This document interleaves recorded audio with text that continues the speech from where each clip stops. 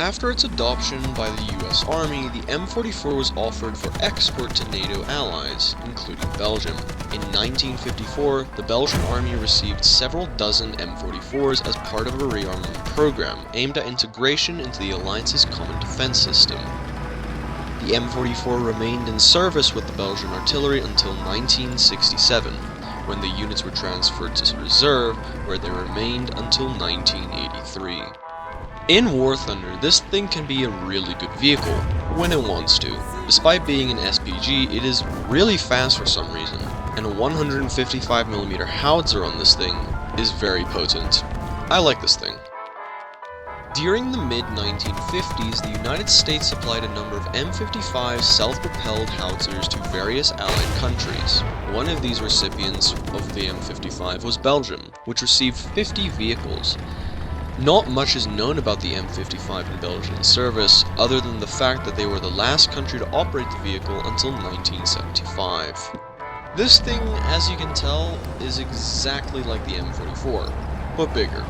It surprisingly still has the same speed, but a 203mm howitzer and a 23kg shell.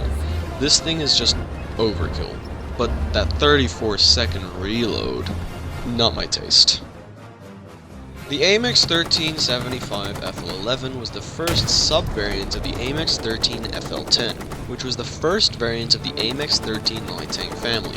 France had been fighting in the First Indochina War for 6 years by February 1952. Jean Letragneux, French Minister of State for Relations with Associated States, requested that the most advanced light tank, the AMX-13 FL10, be delivered to cavalry units fighting in Vietnam. However, the massive FL-10 turret and its long, high-velocity 75mm tank gun were simply unstable for Vietnam. To meet such demands, it was decided that the AMX-13 FL-10 would need to be modified to be suited for confined environments within the jungle, while also being light enough so that it can be transported by air. This was accomplished by equipping the AMX-13 FL-10 hull with a new FL11 turret. Primarily designed for the EBR 1951, it was smaller and lighter. It had a shorter gun that was more suited to dense jungle environment, being able to more effectively use its high explosive shell to provide infantry support. The new tank was designated AMX-13 75 FL11. While it was a successful modification that saved 1.5 tons of weight, the vehicle still had to be completely disassembled to be air transported, and the eventual end of the war meant the tank would never enter mass production. The initial batch of 5 units was ultimately sold to Morocco. In War Thunder, this is an average light tank. It has a decent gun, it's faster than other tanks, it has a small profile, so you know it's a typical light tank.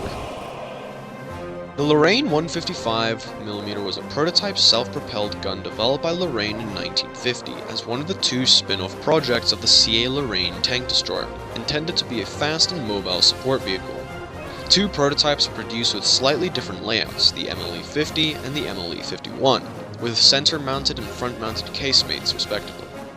However, due to the cancellation of the CA Lorraine project as a whole in 1953, along with the shifting interest of the French army to a turreted Balignolles Chatillon 155mm, a prototype turreted SPG based on the hull of the Char 25T, the Lorraine 155mm project was terminated in 1954.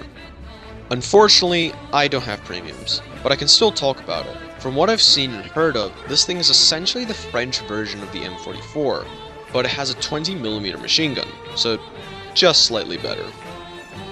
This was my full review of the 4.0 and 4.3 lineup for France. Next, I'll be reviewing the 5.0 and 5.3 lineup for France. If you're interested, subscribe and keep a lookout.